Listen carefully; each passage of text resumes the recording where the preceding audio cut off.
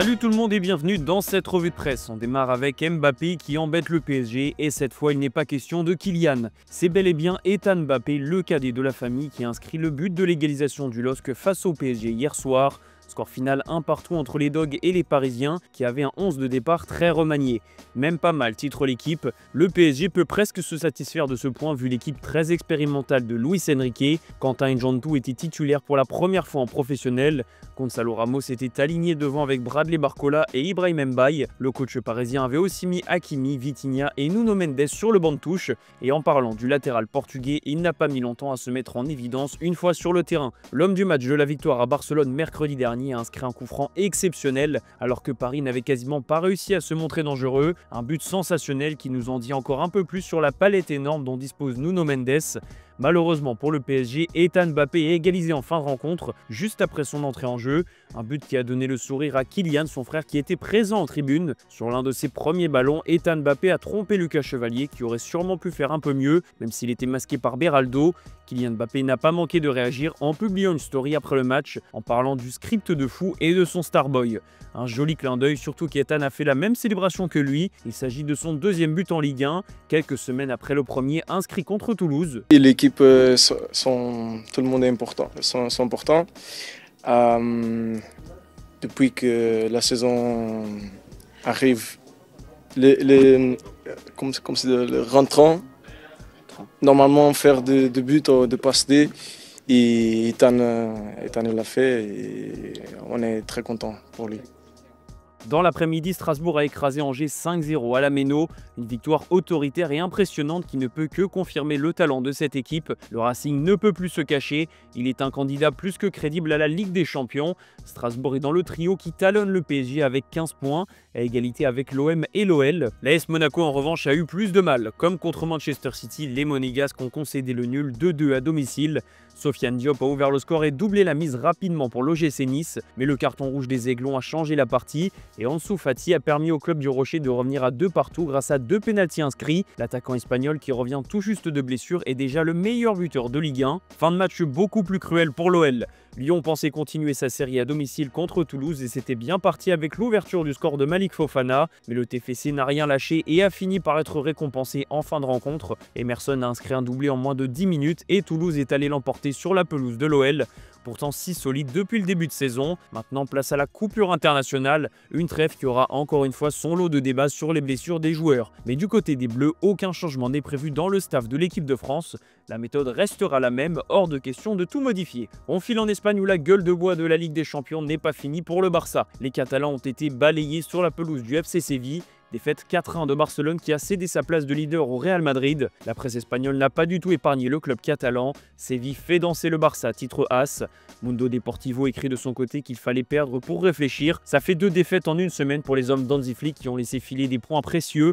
Mais au-delà de ça, la défense inquiète toujours autant. Le Barça a été méconnaissable. Offensivement, il n'y a eu que Marcus Rashford qui a su faire trembler le club andalou. Et d'ailleurs, c'est lui qui a marqué. Robert Lewandowski, de son côté, a manqué un penalty qu'il a mis à côté sur la seule réelle occasion qu'il a eu du match. Période délicate pour le Barça, surtout que Lamine Yamal est de nouveau sur le carreau et que le Classico face au Real Madrid arrive dans moins d'un mois. Hansi Flick va devoir trouver des solutions pendant la trêve. En attendant, Barcelone a déjà une idée pour la saison prochaine, un certain Carleta Young, déjà auteur de 4 buts en Liga. L'attaquant de Levante réalise un très bon début de saison et il pourrait être le successeur de Robert Lewandowski. Pour rappel, le Polonais sera en fin de contrat l'été prochain. Il aimerait rester mais le club n'a pas encore pris de décision concernant sa situation et ce n'est pas sa prestation d'hier qui va plaider en sa faveur. De son côté, l'attaquant camerounais enchaîne les belles performances avec Levante.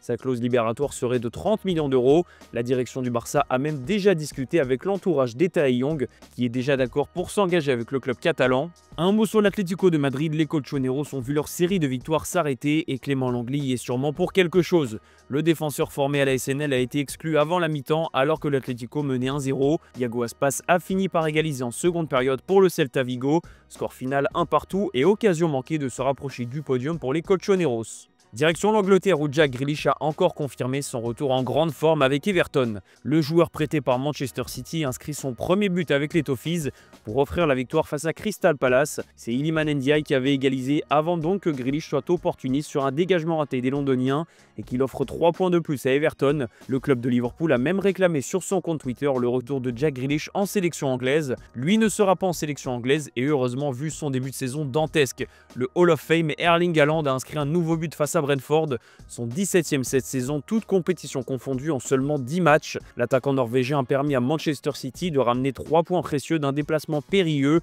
surtout que Liverpool a perdu ce week-end.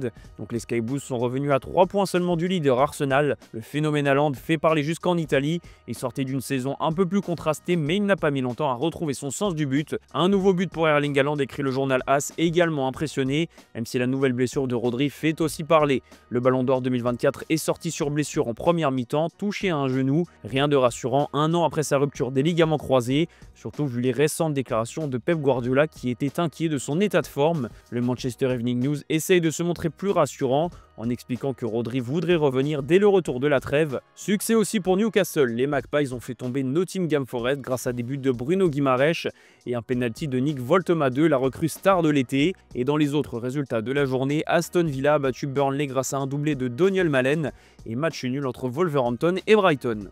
Cap sur l'Italie où le choc entre la Juventus et l'AC Milan n'a pas été à la hauteur des attentes. Match nul 0-0 entre les deux cadors italiens, une rencontre sans but qui a vu les gardiens briller. Christian Pulisic a manqué un penalty et Di Gregorio n'a même pas eu besoin de s'employer puisqu'il a tiré à côté. C'est surtout Mike Maignan qui a été brillant au Juventus Stadium. Imbattable Maignan titre l'équipe. L'international français a réalisé un arrêt de très grande classe dans les derniers instants pour permettre aux Rossoneri de ramener un point. Retour plutôt calme donc pour Adrien Rabiot qui affrontait son ancien club. Il n'a quasiment pas été sifflé par le public. Et du côté turinois, ça fait 5 matchs nuls consécutifs pour les hommes d'Igor Tudor qui n'arrivent plus à gagner.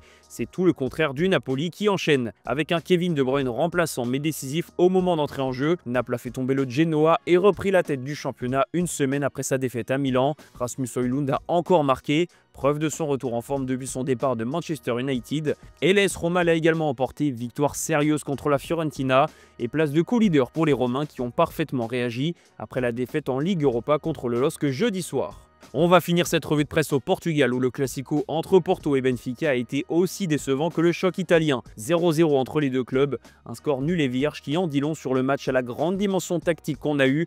Francesco Farioli et José Mourinho ont été pragmatiques, sûrement trop, préférant prendre un point que de se ruer à l'attaque et de risquer de prendre un but. Rien de dramatique pour Porto qui reste leader du championnat avec 22 points, 4 longueurs devant son adversaire du soir. Surtout que le Sporting a également fait match nul contre Braga, score final 1 partout, donc rien à craindre pour Porto qui conserve une avance confortable en tête du championnat. C'est la fin de cette revue de presse les amis, merci de l'avoir suivi et on se donne rendez-vous en fin d'après-midi pour le JT Foot Mercato.